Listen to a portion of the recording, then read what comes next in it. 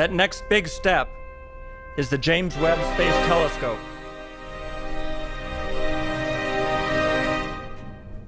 And we love drama at NASA.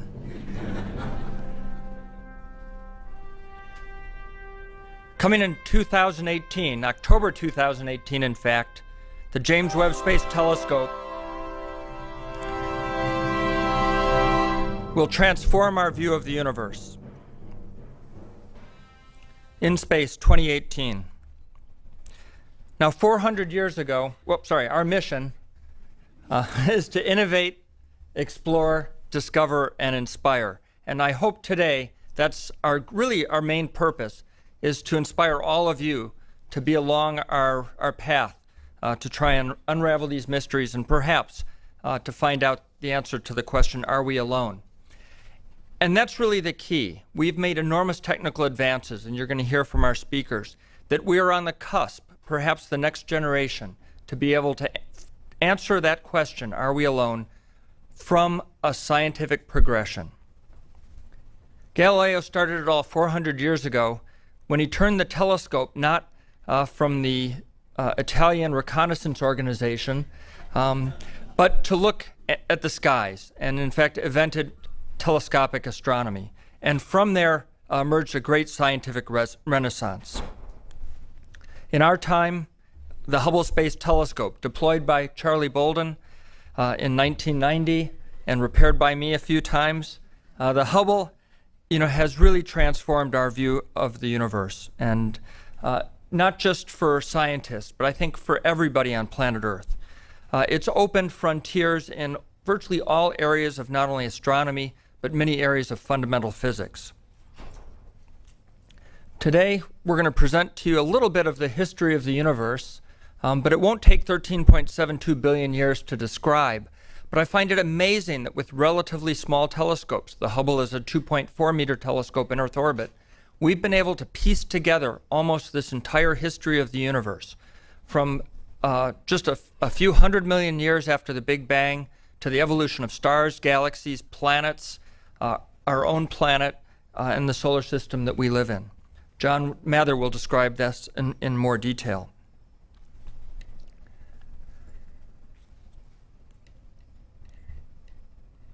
Finding Earth's twin, that's kind of the holy grail. That doesn't mean the only place that we might find out whether there's life elsewhere besides planet Earth.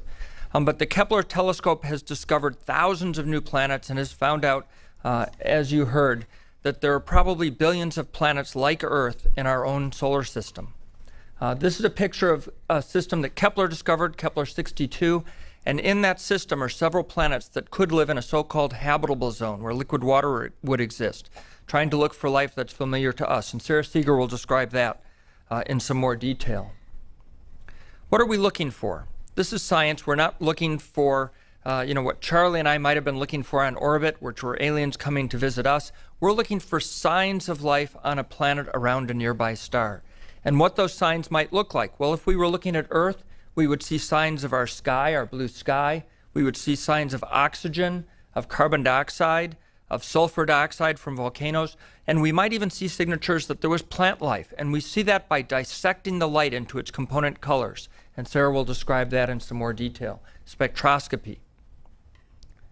Occasionally we have a chance alignment of a planet with its star, and light passes through the atmosphere. And it's some of that light that we can look at that will tell us about the characteristics of the planet. It's called a transit or transit spectroscopy. The James Webb Space Telescope may allow us to detect the presence of water around a very large planet, a rocky planet, a water world. To go the next steps, we want to look for biosignatures, not just of liquid water, but of the gases in the atmosphere, and perhaps leading to the discovery of life. Our investments may transform the way we approach this. The Space Launch System, for example, could provide us the capability to launch a much larger complex telescope, or perhaps to go investigate Europa. And instead of taking 7 years to get there, we could get there in an express of perhaps 3 or less years. We've seen some amazing things in our solar system. This is a view of part of Saturn and Saturn's rings from the Cassini spacecraft. And if you look closely, you see this pale blue dot. That's the Earth from 900 million miles away. Pretty amazing. It doesn't look like much, but by analyzing the light of the Earth from this distance, we can learn something about the planet, and Sarah will talk more about that. So we have a progression. We have a roadmap or a path that we're trying to take, and it started with ground-based observatories and the 1995 discovery that we live in a universe that has other planets in it. Originally, we thought there were only 9 planets. Of course, then we were demoted to 8 planets. But with Hubble, the Spitzer, and the Kepler telescopes, we've really transformed our whole view of the universe. And Sarah will talk about that, but such that we now know that we live in a galaxy and a universe filled with planets. We're working on the Transiting Exoplanet Survey Satellite, which will survey our nearest neighbors. The James Webb Space Telescope, which will allow us to study those neighbors in great detail.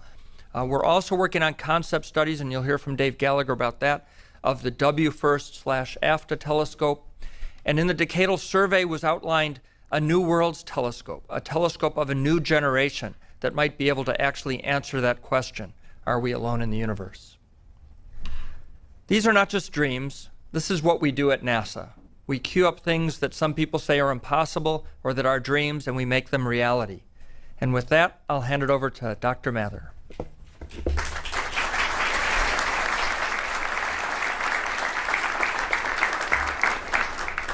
Well, thank you. Is this working? I want to tell you about how we're doing on the James Webb Telescope itself, and to show you how it fits into the grand scheme of getting ready to discover life around other planets, if it's actually out there. So I've been a telescope builder all my life because when I asked my dad when I was about 6 years old, how did we get here? Nobody knew. So how do you find out? You build telescopes. So I want to show you how we're doing it. So with our first chart here, I have an illustration from Edwin Hubble. That's him sitting with the big telescope, the Mount Wilson, out in California. It's a 100-inch telescope, basically the same size as the Hubble telescope that we now have in space. It took us more or less a century to catch up with being able to put stuff in space. He was able, with that telescope, to make that little picture that we saw on the lower right, which is a picture of the galaxies, how far away they are, and how fast they're going.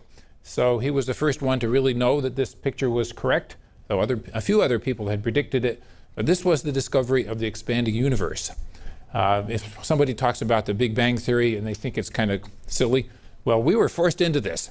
We saw it happen in 1929, and people were stunned. This was front page news around the world, and we've been living with it and trying to understand it ever since. It's a very strange and amazing story, but it seems to be true. So we haven't got a better story. So now we are continuing the trend about building better and bigger telescopes and trying to figure out what else is out there. So here we have let's see if this is going to come out, a picture taken with the Hubble Space Telescope as the background, and here is the capsule history in the graphic. So, by the way, on this chart are 2 discoveries that earned Nobel Prizes. One is the little map that's on the left-hand side. You see that little green and blue speckly pattern? That was what was discovered by the Cosmic Background Explorer satellite and led to that prize of 2006 for our team. There's another one on here, which is 9 billion years later, where it says dark energy and accelerated expansion. That was discovered based on the Hubble Space Telescope as well. We now know there's something called dark energy, which means we don't know what it is, which is causing, quote, the universe to expand at an accelerating rate. So there's still plenty of mysteries on this chart. We have an idea about how this whole thing works. We have recognized evidence for dark matter in the universe, much more abundant than ordinary matter. And this story is pretty spectacular. Not to say proven completely, but it matches astonishingly well with the observations that we have.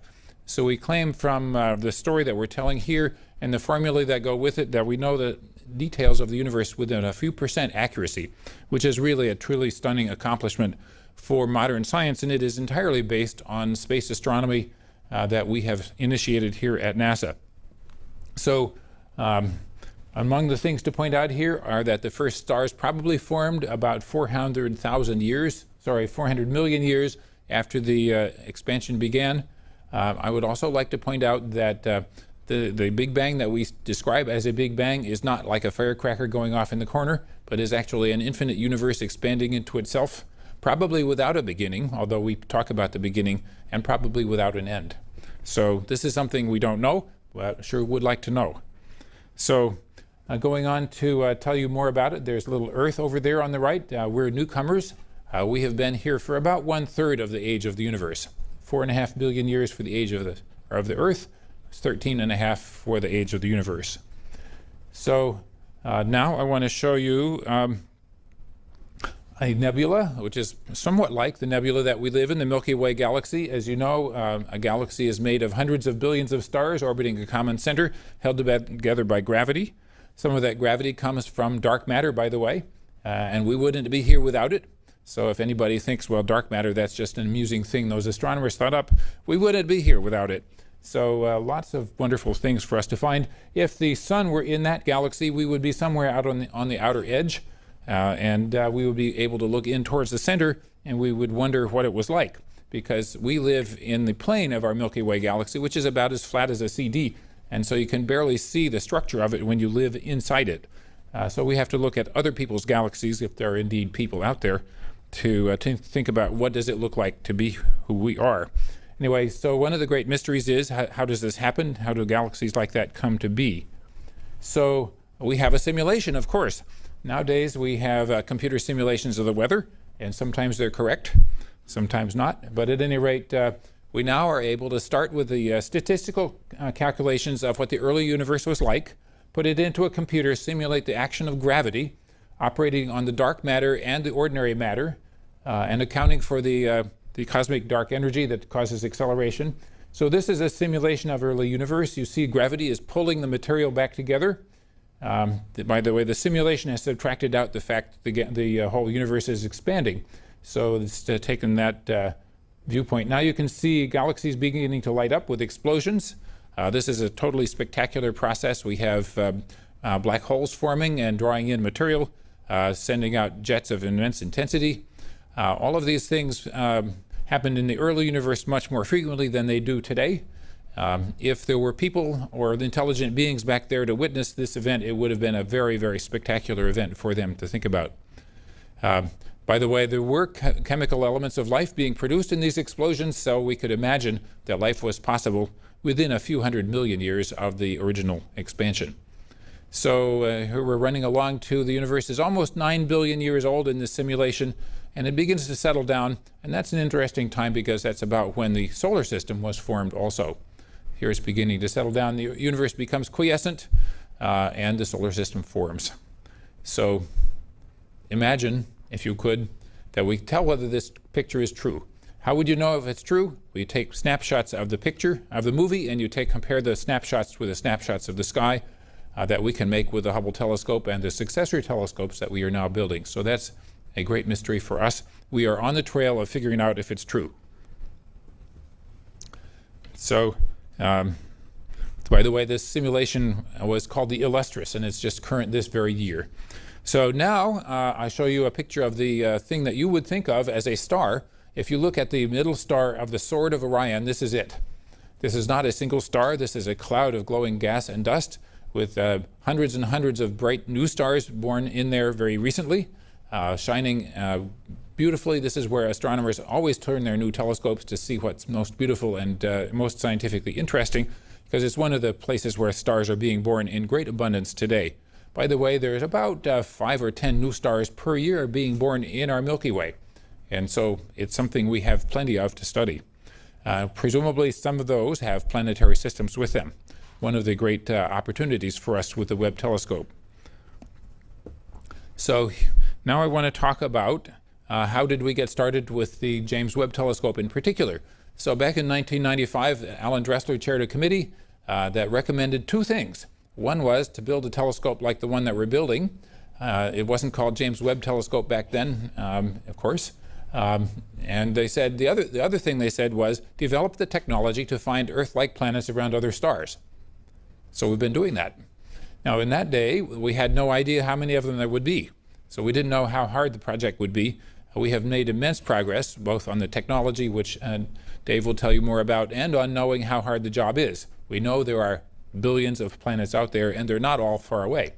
So this is definitely a good step forward. So our project was endorsed twice by the National Academy of Sciences. They do a survey every 10 years. It was their top priority in 2000, and they built their entire survey in 2010 around it. So we're doing well with carrying out what they want us to do.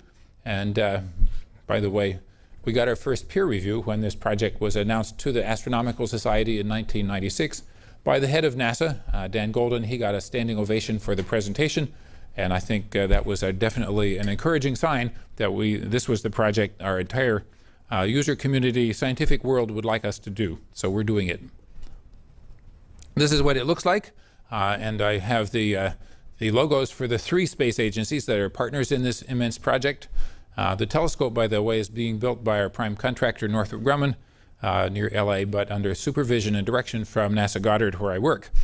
So I'm speaking here about this one, which is now a project of well over 1,000 people currently working on behalf of 10,000 roughly future users and all human beings who will use the data. This is a comparison of how large the telescope is compared with the Hubble. These are scale pictures. So you see on the left the mirror of the Hubble, 2.4 meters in diameter, about 8 feet, same as Hubble, the man's telescope on Mount Wilson in 1920. So on the right-hand side, you see the James Webb Telescope. The mirror is about 21.5 feet, roughly the distance from floor to ceiling in here. Much larger, clearly much larger than the rocket is, so we have an immense challenge of folding it up to get it into space. The wavelength range is illustrated there on the bottom also.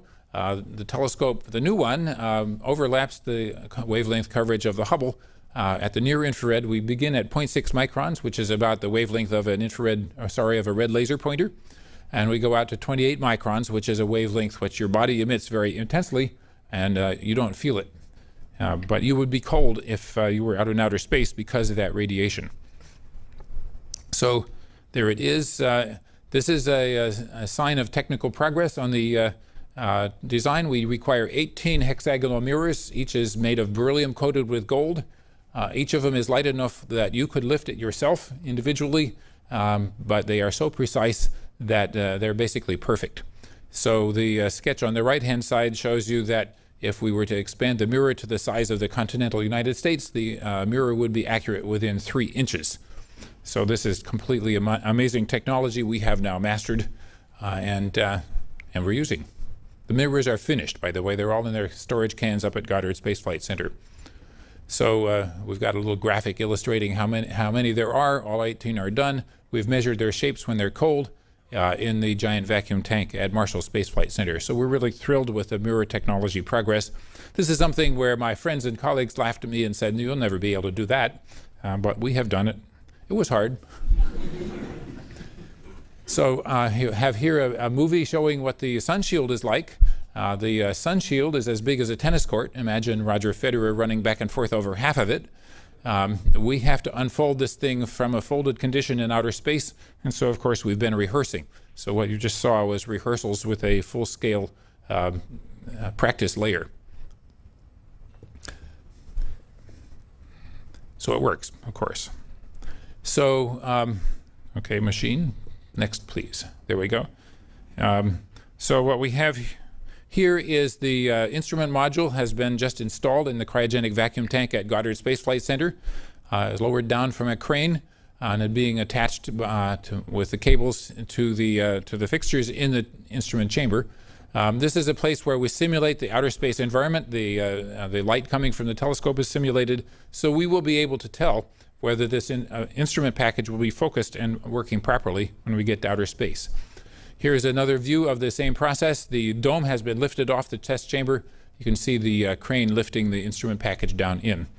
So we're very thrilled with this. The instruments are doing very well in their test as of this week. No surprise there. This is the next place we take the telescope to. This is the Chamber A at Johnson Space Flight Center.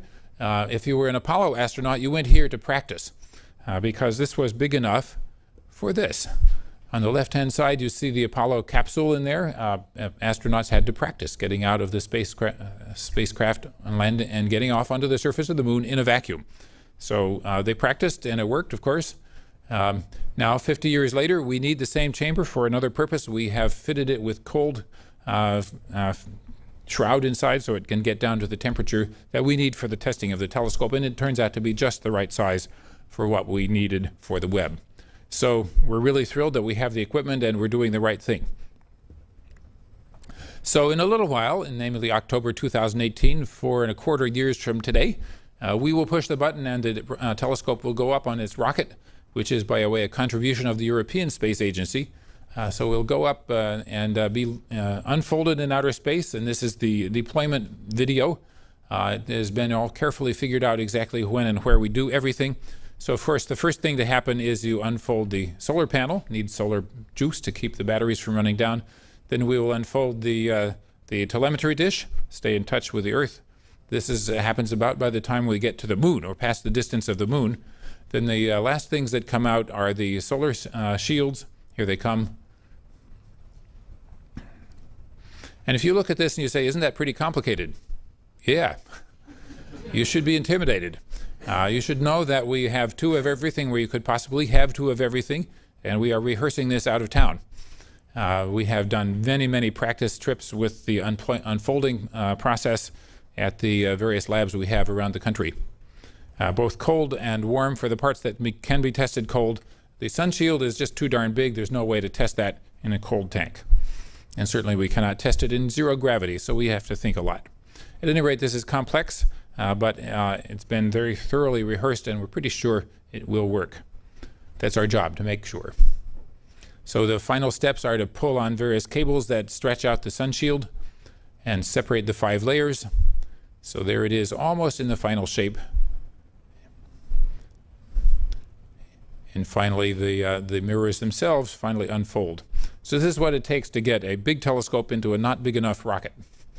So when we have a bigger rocket, we can put up bigger stuff. Thank you for thinking about that.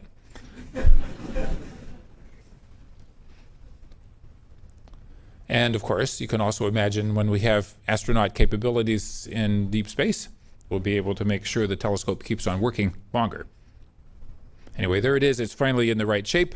It's not focused at that point. It takes another couple of months to cool down and be focused. Anyway, this is our 2 months of terror, perhaps. But we have to make sure it works, so we do that. So just to wrap up, to show you an illustration of some of the things we're expecting to see and to tantalize you with what we'll be able to ask questions about. This is looking back towards the earliest moments in the universe. This is an expansion of the Hubble telescope picture. Imagine that the real one is much sharper like this, with many more galaxies in it. So this tells you that there's an awful lot more to know than what we can see today. Looking back towards the earliest moments of the universe. Also, going on to things that are close to home, where stars are being born today. This is a dust cloud with a star being born inside, as seen by the Hubble, using first the visible camera and then the infrared camera on Hubble. So there's a little star in there making planets, probably. We'd like to know. So we will definitely be pointing the Webb telescope over there to see about planets and learn how systems like the solar system may be formed. It's not the only thing we'll be doing, but I think this is time for me to hand over to our next speaker so she can tell you how we will be using these telescopes to search for the origin of life. There we go.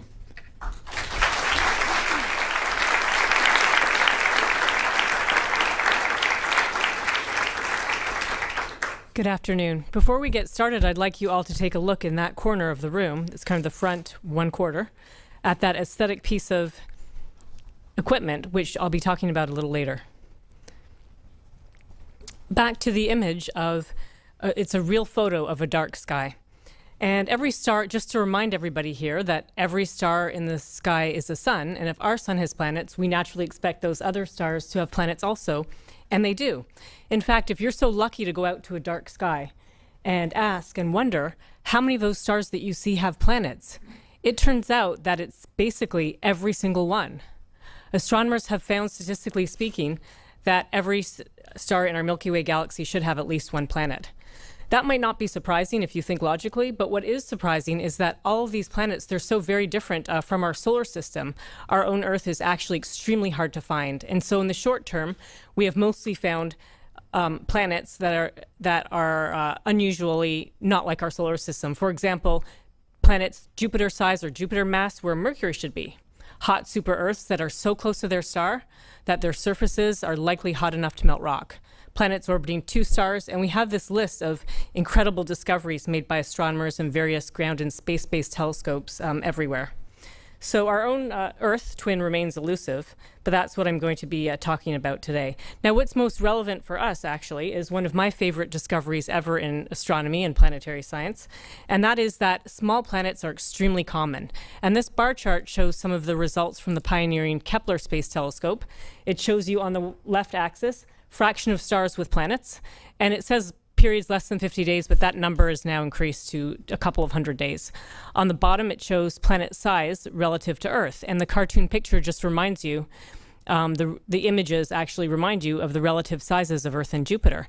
Now, I want you to just focus on the relative heights of those bars, and if you look at the far right, you'll see that Jupiter-sized planet at 11 times Earth radii. There are hardly any, actually, very few, compared to the bins that have these planets that are 1 to 3 Earth radii. And essentially what this is telling us is that small planets are extremely common. And we don't have super hard exact numbers for you, but it may be as high as 1 in 5 sun-like stars may have a planet that is a favorable, not too hot, not too cold, but just right for life. And in fact, when we talk about the search for life beyond our solar system, we first fixate on the so-called Goldilocks zone or habitable zone, illustrated here very roughly in green. This schematic shows you reminds you of part of our solar system. Mercury, Venus, Earth, Mars, and Jupiter, and the other planets aren't shown. And I just want you to know that in this so-called Goldilocks zone, it's not too hot, not too right, not too hot, not too cold, but just right for life. And small rocky planets are heated by their star from the outside. And so it's this distance from the star that really sets the temperature. And I just want you to know, for those astronomy buffs here, that astronomers are hotly debating the boundaries of this curve right now. What makes a planet habitable?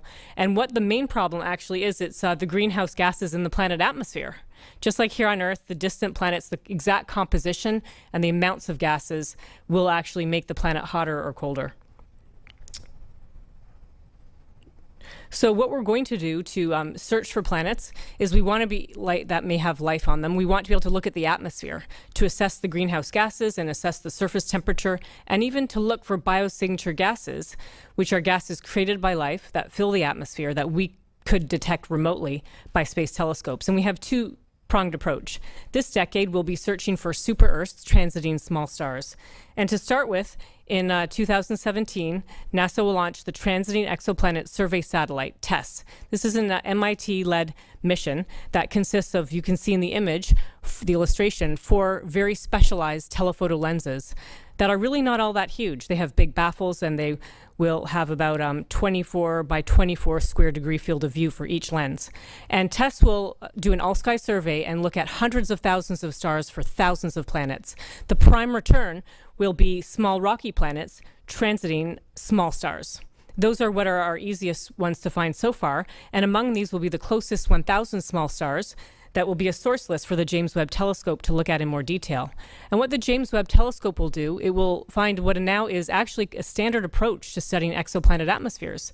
And you can see in the cartoon image on the left, a planet transiting the star. If a planet is very specially aligned, it will go in front of its star, as seen from the telescope. And you see a small drop in brightness of the star. We don't see any stars other than our sun spatially resolved in that detail. And the cartoon on the right is illustrating what happens when the planet is in front of the star. Some of the starlight shines through the atmosphere. And if we do it right, we can actually pick up the gases from the planet that are imprinted on the atmosphere. And we hope to do all of that, we plan to, with the James Webb Space Telescope. And what we hope to see is a spectrum that looks something like this. What this is, it's wavelength, absorption as a function of wavelength. And just so you know, for the people who aren't experts in spectroscopy, if we can't see gases in the atmosphere, if there's a cloud blocking the planet, or if there happens to be no atmosphere for some bizarre reason, this would be a straight line. So we're looking for deviations from a straight line with a special imprint that will indicate liquid water or other things. Now, about the TESS and James Webb combination, James Webb Space Telescope was not designed to actually find signs of life on another planet. And I do get asked all the time, what are the chances that the James Webb will find signs of life? And so I will answer it in 2 ways. in one ways, we have to get really lucky. Every small star has to have a planet in its habitable zone, and each of those planets, most of them would have to have life, and most of that life would have to actually generate a byproduct gas that could fill the atmosphere.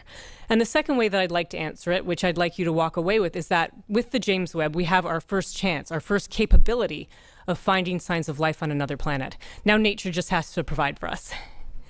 So to make sure we beat the odds, we want to follow the next approach, in parallel investing in a more futuristic way. And that way we want to search for Earth-like planets orbiting sun-like stars. We all are kind of self-centered. Here we call it terracentric. We want to find planets like Earth because in many ways, well, Earth is our only planet that we know of with life on it, and we'd like to find a replica. And in this way, we have a major challenge here because unlike the big Earths transiting small stars, the problem is extremely challenging in that Earth itself is 10 billion times fainter than the sun. And here you can see a real photograph of our sun, and that is the size of Earth, but it's not just the size that's relevant here. It's the fact that light has to go from the star to the Earth and reflect off of Earth, and for us to be able to detect that. And just to pause for a moment, I'd ask each of you if you've ever made a measurement that goes to 10 decimal places. That's like me asking you to measure the width of this piece of paper to 10 decimal places. It's extremely challenging. And that's what we're setting out to do at NASA, Northrop Grumman Corporation, and other places around the country. So this is showing you the glare of how bright a star would be. And ideally, we'd like a way to go to space, and it's what we call direct imaging. We want to, A, get above the blurring effects of Earth's atmosphere, and B, block out that starlight so we could see a planet directly. I'm just actually going to back up and show you that one more time. Our goal is somehow we need to block out that starlight. Now this shows you we can block out the light, and then hopefully we'll be able to see other planets. And I just want you to see that we have this star shade, and the goal would be actually to block out the starlight so we can see the planet directly. And I hope you will all admire this for a moment. It's actually was really used in the desert for testing of a concept we call the star shade. So what the star shade is, its goal is to block out the starlight so that only the planet light will enter the telescope. But I hope you're all wondering why this is such a very special shape. And actually the reason has to do with diffracted light. And this is my only professorial slide here, but I want you to be able to walk away with something that I think you'll find interesting. And that is, if we were to imagine putting up a big circular screen in space or a big square, and to block out a point source, a star right behind that screen, we would get what you see on the top right. I think you can see rings. We wouldn't see a point source, the star in the image. We would actually see these rings. They're called Airy rings. And what it is the starlight is would be diffracting around the edge of the screen. It's the same as if we used a circular telescope. It's actually just because the waves are bending around the edge and interfering. We give an analogy, it would be like dropping a pebble in a pond, and you see ripples, those water waves. So how can we handle this when the first of those light waves is 100,000 times brighter than the planet we're looking for? Well, the answer is to have a very specially shaped screen. And you can see in the bottom left there, a kind of a star-shaped. And the equivalent image you would get with that screen and a point source star is the one on the bottom right. And in this case, the analogy is like dropping a pebble in a pond. When all of a sudden, all around the pebble, it would be so perfectly smooth to 1 part in 10 billion. And all the waves would be pushed away at the very outer edges, going crazy. And that's the basic concept, is special shape to handle diffracted light so that it works to your advantage. So here's the concept of the star shade. A telescope and star shade could launch together with the petals unfurling from a stowed position, and a central truss expanding and snapping the petals into place. In fact, that truss has heritage from large radio deployables. These petals have to be manufactured to hundreds of microns, and the star shade itself is tens of meters in diameter and would have to fly tens of thousands of kilometers from the Space Telescope. Right now, NASA is sponsoring a detailed study, and the team members of a team that I chair, they're all out working very hard now to put the exact details together mechanically, thermally, and the heritage story of the star shade. So we're making a lot of progress here. And there are other ways to block out the starlight from space, and we'll hear more about those in a moment from, more about those in a moment from Dan Gallagher.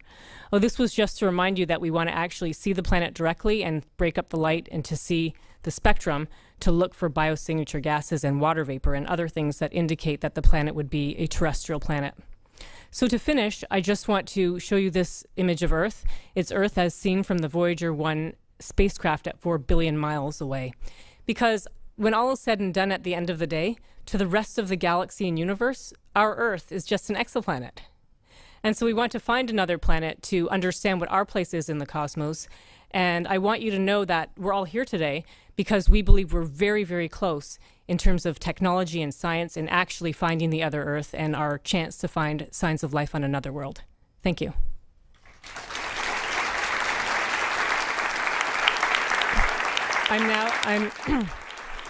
I'm now going to turn to Dave Gallagher, who's going to tell us about some of the technology being developed to do the so-called direct imaging from space. Thank you, Sarah. It's truly an honor to be included on a panel of esteemed scientists like this. I'm very excited to be here. It's a little bit intimidating. I thought of a few jokes to make about that, but I'll limit myself.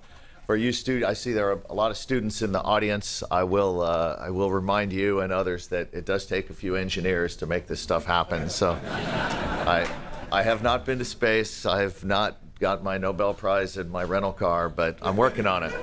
So what you heard about here was a lot of the why and some of the what, and what could be better than searching for life in the universe? I'm going to talk a little bit about the how. The two messages I'd like to have you walk out of here with, at least on the technology side, are that number one, this is really challenging, and number two, we have made a big investment between NASA and the DoD and others, and have actually made a huge amount of technical progress. It's very exciting, and so while a lot of these things will look very hard, we've done a lot of work to get ourselves down the road to making that happen. So the first challenge, Earth is 10 billion times fainter than its parent star, our sun, as you just heard.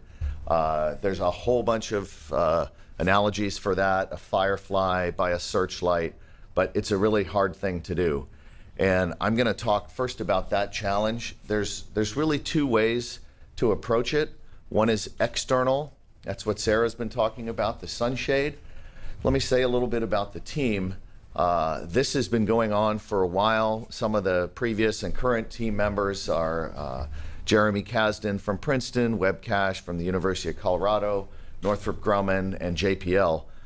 In the top right image there, you can see a video of a pedal deployment. This was done last year very successfully. The tolerances on this are extremely tight. We're doing it. At the bottom image, you can see the inner hub with 4 of the pedals extended there. We have 9 summer students this summer at JPL who are working on actually building the deployable inner hub. That work is going extremely well. And all indications are we can meet the tolerances required. We've measured them, they're repeatable. So this is well within our capability. On this chart, rather than in the lab, this is some testing that was done out in the desert by Northrop Grumman. What's really impressive about this is this was a relatively crude test done in the desert at night with temperature variations and wind and stuff floating around in the air and rattlesnakes and whatever. And we've actually been able to demonstrate contrast ratios extremely close to what we need with the star shades. This is a small scale star shade separated by about 2 kilometers, and it really works. So, the first slide was showing you how this works in the lab, that we're measuring and demonstrating that, and this is proof that again exceeded our expectations given the test conditions. So that's the external way. So now from the large to the very small, there is another way to block out the parent light, and that's using an internal occulter, also known as a coronagraph. The cartoon at the top left is a simplified illustration of our high contrast imaging testbed at JPL, where we allow scientists to come from around the world with various types of coronagraphs, or essentially masks. So when you think about that star shade on a large scale blocking the light, the coronagraph is doing it on a very small scale. And in the cartoon on the left, you can see a imperfect wavefront comes in and it bounces off a deformable mirror. There's a control loop after the beam splitter there that has that deformable mirror correct the image, and then the coronagraph mask blocks the light from the parent star. And in the middle image, you can see actual lab demonstration of a dark shadow, which is 10 billion times fainter than the central source. I won't explain in our limited time here why it's only on half the image, but that was intended as part of the lab setup. And then on the right-hand side, you can see the effect of the deformable mirror. So again, this is technology funded by NASA, going extremely well and proving that these things are possible. So we're studying a 2.4 meter mission called W1st AFTA. If I had more time, I would expand the acronym. That would take about 5 minutes. This program was made possible by the generous donation of a 2.4 meter that sounds like a PBS spot, by the donation by the NRO, National Reconnaissance Office, of a 2.4 meter telescope that's really enabled this mission. And it's under study now in astrophysics. It's going extremely well. And if you look at the three images, the first one is a no mask image. The second one is with a mask. And then the bottom right shows you a simulation with a planet of the mask and deformable mirror. So this will be our first chance to fly a coronagraph in space and demonstrate this. Okay, I talked about two challenges. The second challenge is that Earth is intrinsically very faint. I won't dwell on this. I think my co-panelists got this point across. That's a Hubble image with a planet that you can see extracted by a very crude early instantiation of a coronagraph. And then what we would need to find these Earth twins or to find an Earth-like planet, as we've been talking about, is something that's 1 million times fainter than that. And when it comes to finding faint things, it's a very simple algorithm. You need bigger telescopes, you need more collecting area. James Webb is leading the way in increasing the collecting area. As you've seen, it's our biggest telescope yet, and mirrors are built. Everything appears to be working perfectly, and we're well on our way to success in 2018. The search for life is going to require even larger, lighter space telescopes. So you can see the evolution from Hubble to James Webb to an artist's conception there of a 16-meter space telescope. In green is the ratio of the launch mass to the collecting area of the telescopes. So the message is you got to get bigger, and to do that, you got to get lighter. One of the ways we do that is with very lightweight replicated optics. Sitting over there in the case is what's called an advanced hybrid mirror. Northrop Grumman has built, that's about a 1.2 meter hex segment. These are lightweight silicon carbide mirrors that are actuated and have a very, very fine nanolaminate foil across the top, kind of the composition of heavy aluminum foil. These have been built, proved out, the technology matured up to a very high level and essentially ready to go. At last, expanded there for you is just to show you a couple of concepts for larger space telescopes. There's a 9.2 meter and a 16.8 meter version. Those are being studied. There's a lot of promise in both of them. You can see a lot of large deployments required, but we'll have a lot of confidence because of the work done on James Webb as well as the technology work being done now. And then finally, there are some really far out concepts. Ball and DARPA are working on essentially a 20-meter membrane telescope that looks very promising, and it's essentially got an etched diffraction pattern on the membrane, and that's been demonstrated at subscale versions in the lab. Thank you very much. I'd like to turn it over now to Matt Mountain.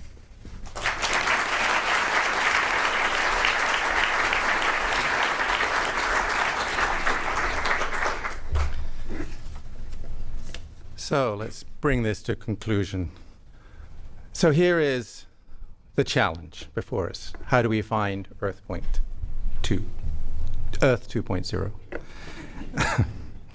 As Sarah's told us, we already know that our galaxy has at least 100 billion planets in it. And we didn't know that 5 years ago. Just think about that. 5 years ago, we couldn't have actually put those words on this chart.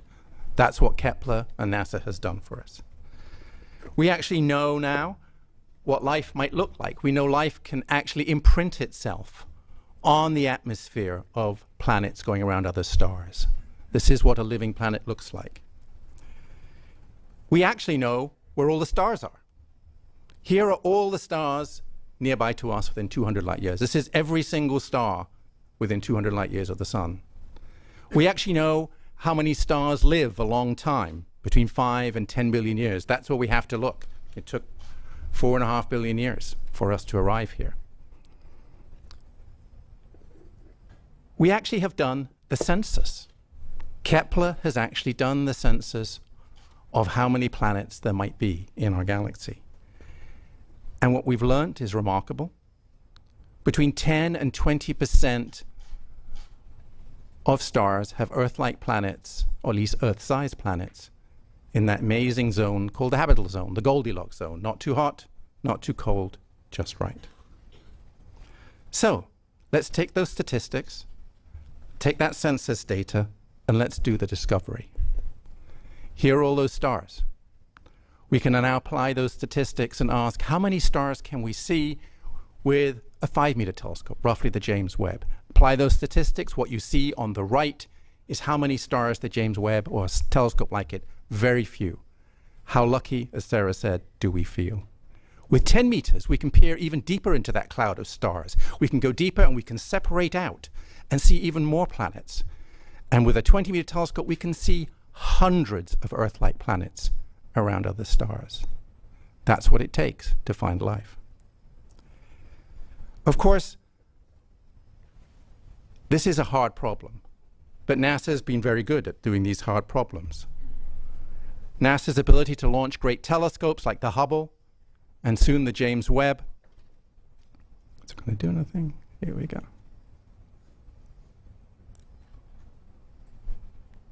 Oh, all right, we'll stop there.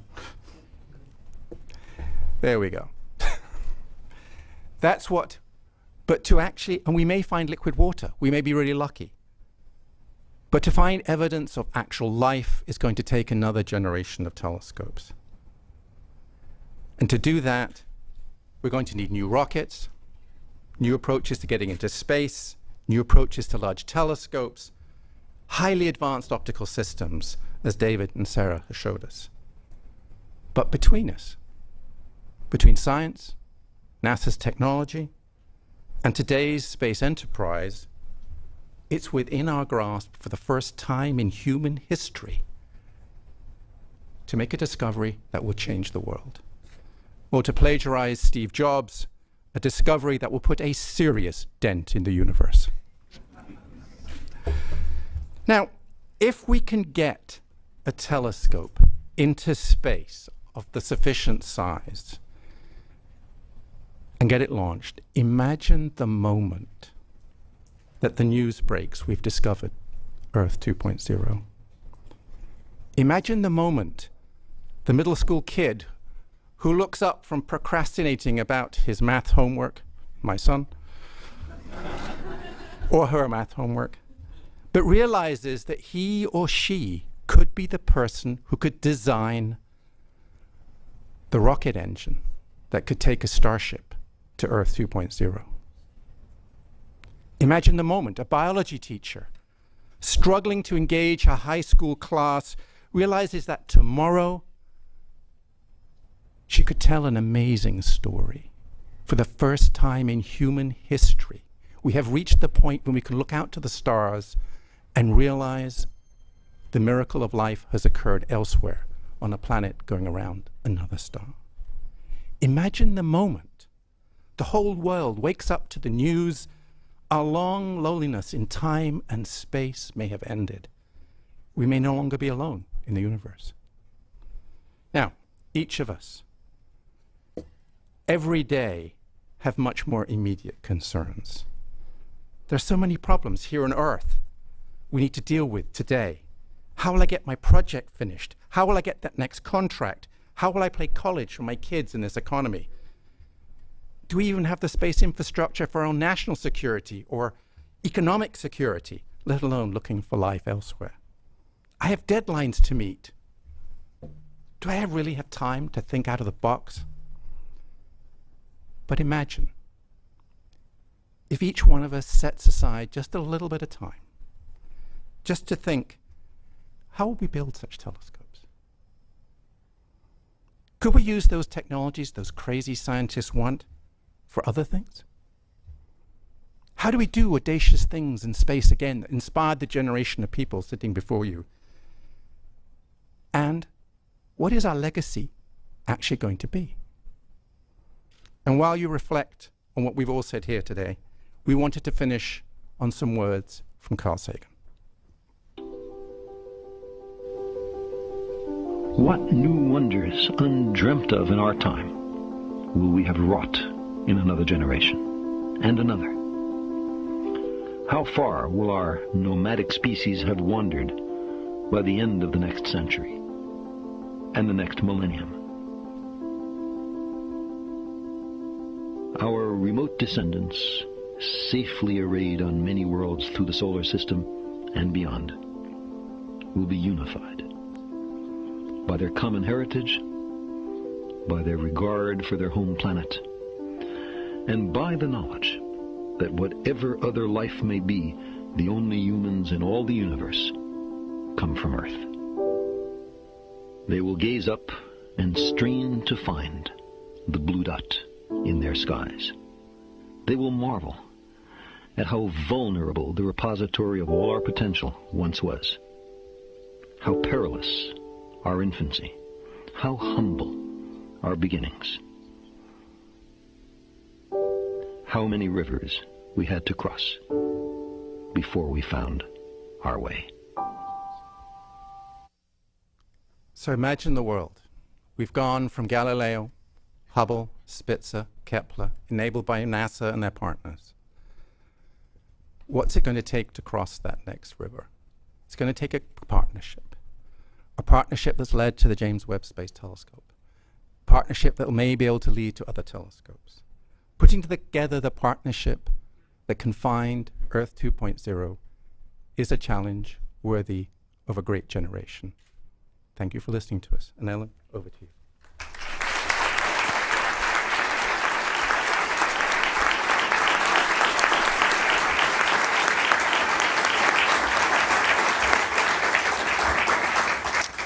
That was truly amazing. And we do have a fair amount of time for questions. And I want to remind our audience who's out there to send us questions at #AskNASA. But I'm going to take the moderator's prerogative here and ask the first question. We're often the most surprised in science by things that we don't expect. For example, the arrangement of planets around stars, Kepler, all the work we've done, it's totally turned our views of how solar systems form sort of upside down. Where do you, and of course I'm asking about an unknown here, but where do you think the really big surprise is going to come in TESS or JWST? What are you sort of saying, I bet something cool is going to come from there. What are you thinking? I'll start by just saying right now, we've, just like a lot of other sciences, astronomy and exoplanets in particular is moving into a big data regime. And so essentially we don't totally know what the next thing is. It'll be the new discoveries and it'll be the statistics, the having lots of the same object, knowing how many numbers there are and what their distribution is. I think our hope is actually, just speaking scientifically, in addition to looking for other planets that might be like Earth, because we're so fixated on that, is just really understanding planet formation. You have to understand that for generations, we thought we would have a Jupiter far out, where our Jupiter is. The big giant planets would be far from the star, and that smaller terrestrial planets will be close in. And so I would say that planet formation theory has been turned on its head, and only with more and more data covering all the regimes of planets possible can we start to understand planet formation in detail. Great. Okay, we do have a fair amount of time for questions from the audience. So questions, please. Right down here in front. May will grab you. Len Lee for SpacePolicyOnline.com. In the search for looking for Earth 2.0, is there a specific number that you're looking for?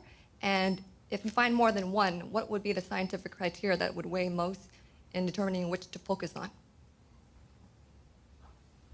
Well, the reason why we showed the many different sizes of telescopes is we believe that this will be a multi-generational search. As I mentioned, with the TESS and James Webb Space Telescope combination, we have a shot at finding something interesting. And then our next generation would be our, say, 2-meter class telescope, for example, or a little bigger, where we will look at the nearest, say, 20 to 100 sun-like stars. And we hope that we would find a few to study.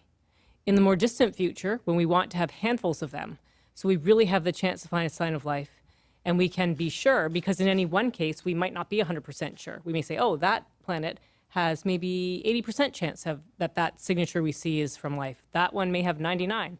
But to have enough to really, really, truly believe and have enough to actually study in detail will require the futuristic space telescope that we don't have plans for yet, that we all showed you maybe in the 10 to 20 meter class. So it's actually a graduated approach. I mean, another way of saying this is, we have no idea. We know how many Earth-like planets are. We think we know how to characterize the atmospheres. But there are 10 to the 22 stars in the known universe. That's one with 22 zeros after it. And some people believe life is everywhere. That's one. Some people believe we're completely unique. That's one part in 10 to the 22. That's a really big error bar, even by cosmology standards. And the only way we're actually going to find that out is to make a measurement. The way astronomy has always proceeded is we make measurements and we're then surprised. And so by making that measurement, we don't know if we're finding 1, 2, or 3, or 0. And the real question, just to follow up, because you've asked a really central question, and to quote another great philosopher, do you feel lucky? Yeah. The amazing thing from where we sit today, and it's from the Kepler telescope, is, and Sarah described it very eloquently, when you look up at the night sky at night, we now know that virtually every star has a planet around it. In fact, most stars have solar systems around them. And so the idea that we're going to find planets that are very much like Earth, I think is a very high probability. The question is, how hard is it for life to get a foothold? How hard is it for life to start? And that's where we really have no idea, and where I think the discovery of a planet like Earth with signs of life on it will be so remarkable. That will be our first scientific evidence, that life might be elsewhere, even primitive life. Next question. Hi, Eric Neeler, Discovery News.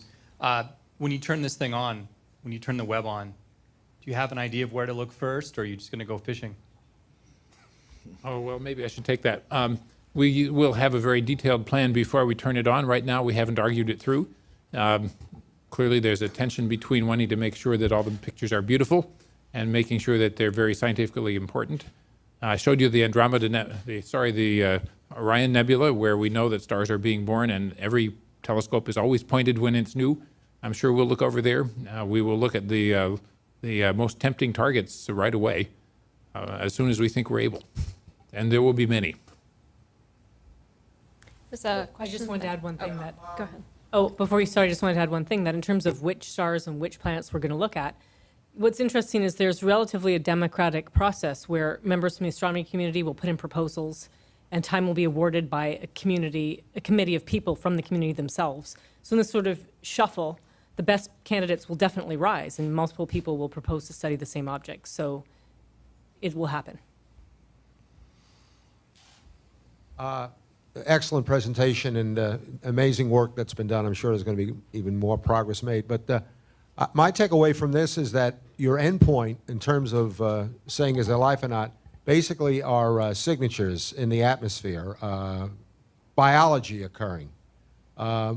There's nothing really more specific than that. I mean, obviously people want to know, is there intelligent life out there? If you had a system that, for instance, would be able to discover or be able to observe electricity or incandescent light, incandescent electrical energy, that would also be very exciting. But the way I think you've presented it is it's basically you're looking for biological signatures generically. Is that correct? Yes, I want to add that we are looking for biological signatures, gases that are produced by life, gases that don't belong in the atmosphere, that, like our own Earth, we have oxygen, which fills our atmosphere to 20% by volume. But without plants and photosynthetic bacteria, we basically have no oxygen, except in some unusual circumstances. What you're talking, we often refer to as technosignatures, signatures that there's people or creatures on another planet that can generate a signal that's not naturally occurring. people have studied that in a lot of detail, but it's just too hard for our first generation space telescopes. Those signatures are super small and very narrow and very, very weak. So we hope that someday, a much later generation, will actually be able to see those things and follow up on what we have first found. Okay, let's go to some questions from social media. Sure, this one is a popular question here. It comes from James on Twitter, who asks, if and when life out there is discovered, will the US government actually let the people know? Sounds like a good chief scientist question. You know, of course we would. That would be so amazingly exciting. And at NASA, our policy, whether it's data coming back from Mars, data coming back from Kepler, we try to get it out to the public as soon as we can because we want everybody to share in the excitement of discovery. Okay, our next question here comes from, Brian on Twitter, who's asking, are you looking for intelligent life or living single organism bacteria? Well, in fact, we believe that we don't know what will be generating that byproduct gas. It might be some kind of sophisticated life. It may just be single-celled bacteria. And by the way, thanks for asking that question because we forgot to specify here. We're looking for whatever's out there that's generating gases that don't belong in the atmosphere. There's a separate approach that we didn't talk about today, SETI, Search for Extraterrestrial Intelligence, and I think you can believe that if we find any signs of life via these biological gases, other people with other techniques will be following up in any way. Okay, we'll take another from social media. Indeed, wonderful here. This question is regarding the star shade here. It comes from Katrina, who asks, how does the star shade move away from its telescope and stay in relative position? I didn't see any thrusters in the animation. Yeah, it's essentially, think of it as a separate spacecraft. While it could be launched together, it has to formation fly. It's not as challenging as you might think, but it's going to be out thousands, tens of thousands, potentially 100,000 kilometers away, but it has to maintain a relatively straightforward stability that's well within the state of the art right now for its guidance, navigation, and control. Right, and I forgot to say at the end of my presentation that the object back there in the corner, it's a prototype petal, one that was shown in one of the pictures. And so I guess we need an animation in the future that shows the spacecraft bus with the thrusters and other things that actually the star shade is attached to. Let's take a few questions in the room before we go back to social media. Go ahead. Mm-hmm. I can talk? Okay. Well, thank you very much. I have a question. Have you thought about using the sun as a gravitational lens or using an array of a small telescope instead of a really big telescope? Do you want me to take that? I mean, one of the problems is pointing towards the sun is a really bad idea. We go to an awful lot of trouble to keep the Hubble away from pointing at the sun because the sun is really bright. So it's a really dangerous undertaking. You know, I mean, you'd have to think it through, though people have looked at this idea. The problem with the array of telescopes is it gives you the angular resolution, but it doesn't give you the collecting area. We're trying to solve two problems. One, how do you separate the star from the planet? And that's where an array of telescopes can work. The other problem is, how do you detect something which is fainter than the faintest galaxy in the Hubble Deep Field? And there, a distributed array is no good. You don't get enough photons. So you actually need both a big telescope and a big collecting area so you can actually detect this really faint thing next to this really bright object. I mean, it's a very hard problem. I think I saw a hand. There was another question back on this side.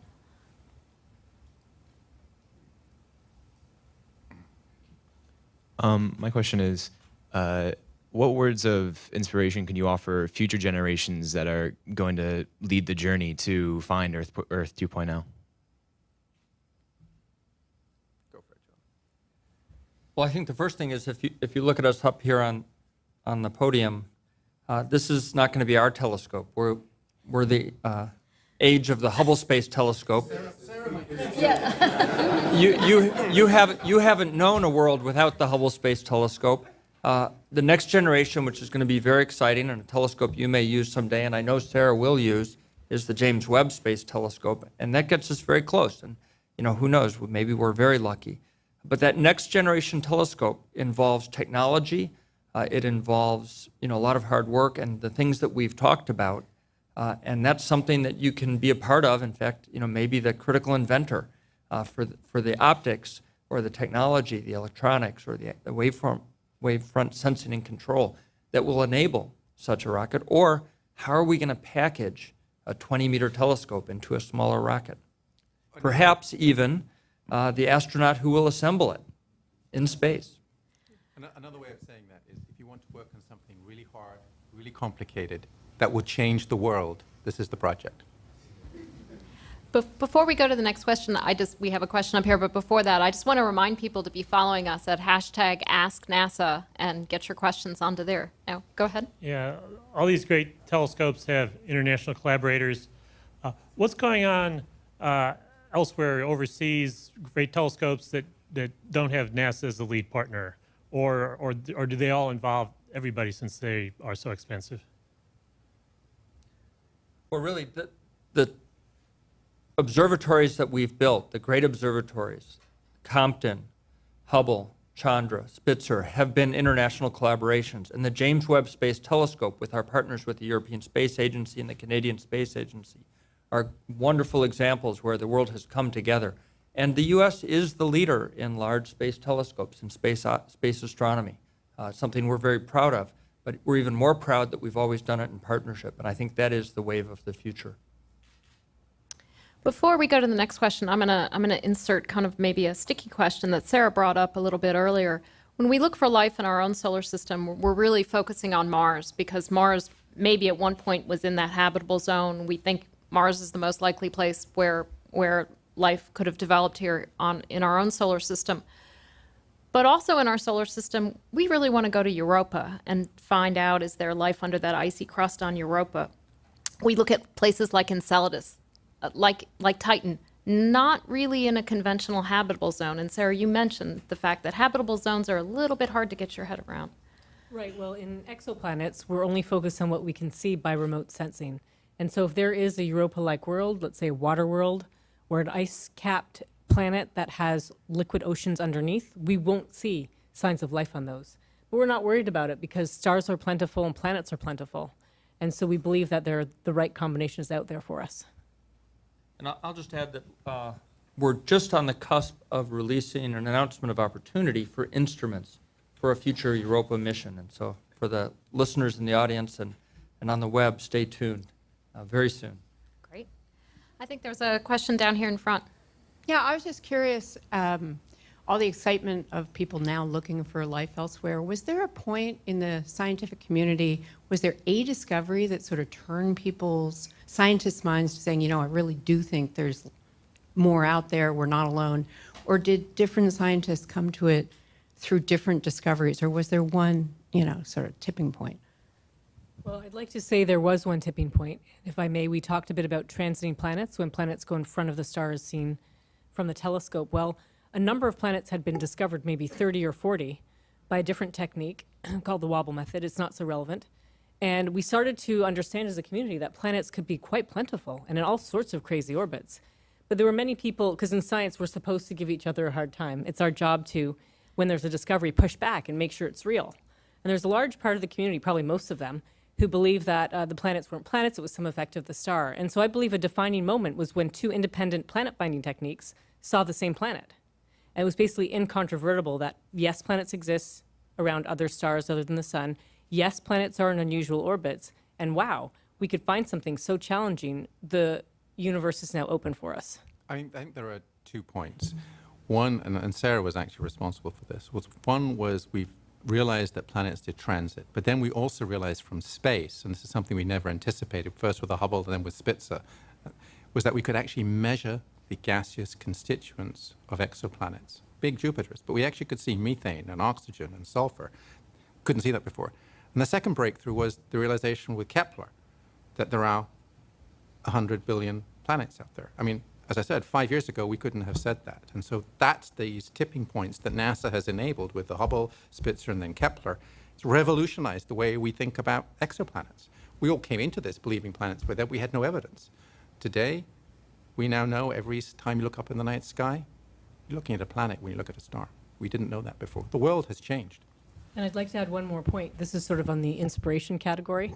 And that is countless people, myself included, we're constantly told this will never happen, you or the community could never do this. And this has happened over and over again in the field. And the engineers at NASA and other places, the scientists, the instrument workers, have pushed all the instruments beyond what they thought were capable of or built new ones.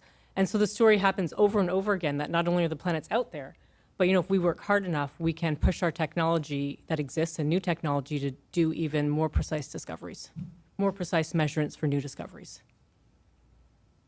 Jim Green.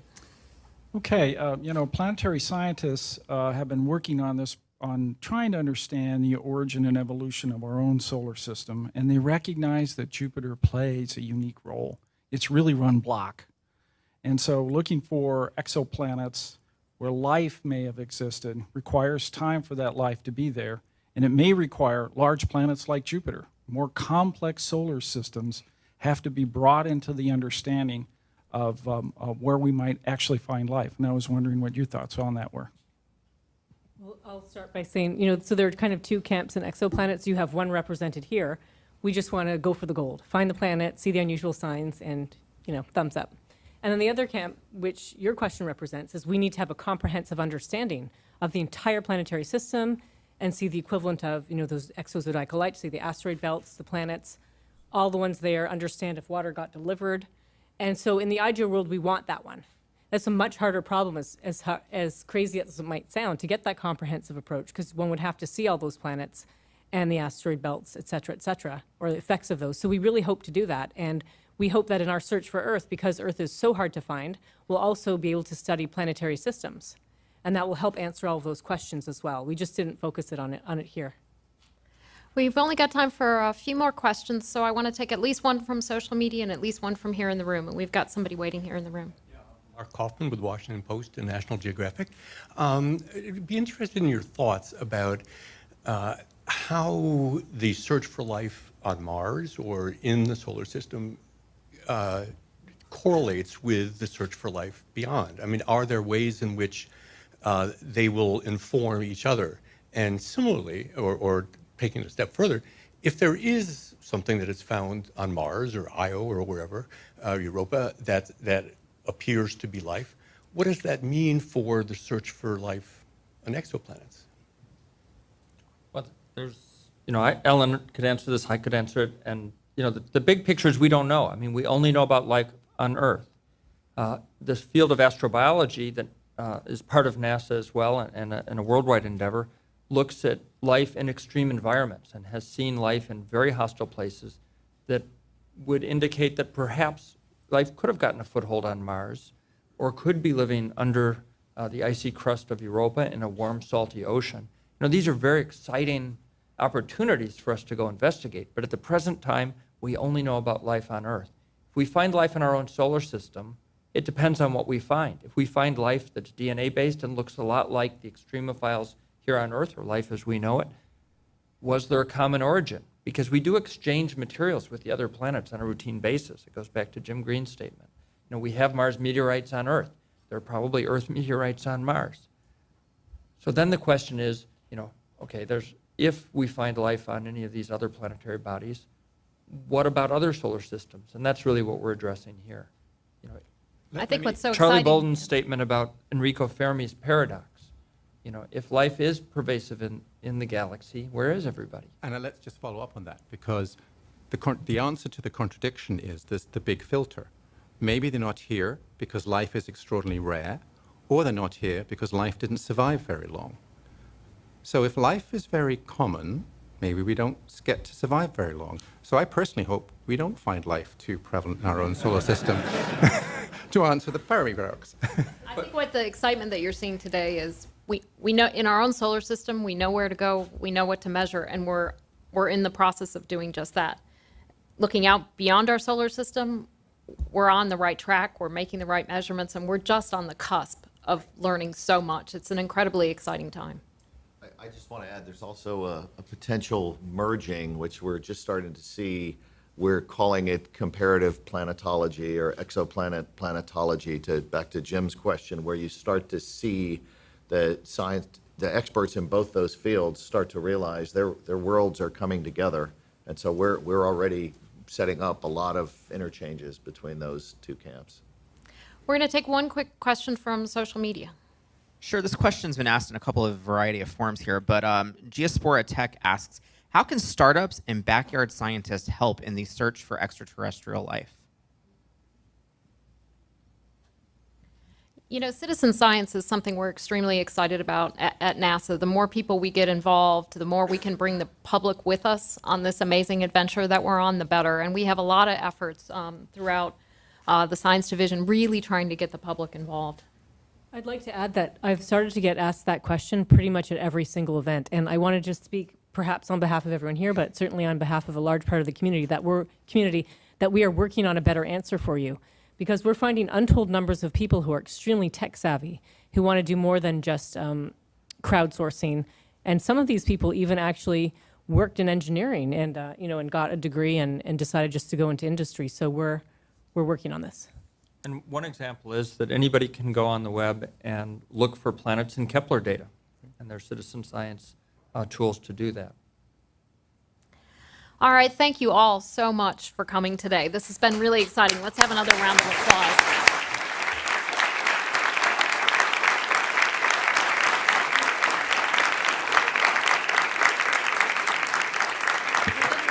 We didn't have time to answer all the questions today, but I want you to keep checking. We're going to try to answer them on social media, so keep using that hashtag AskNASA and get us the questions, and we'll try to get you the answers.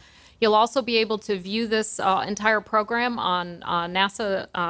You can go to our website at nasa.gov, to our YouTube channel, and watch it again.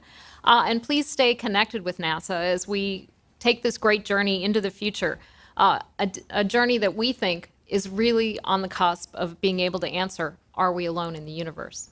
Thank you.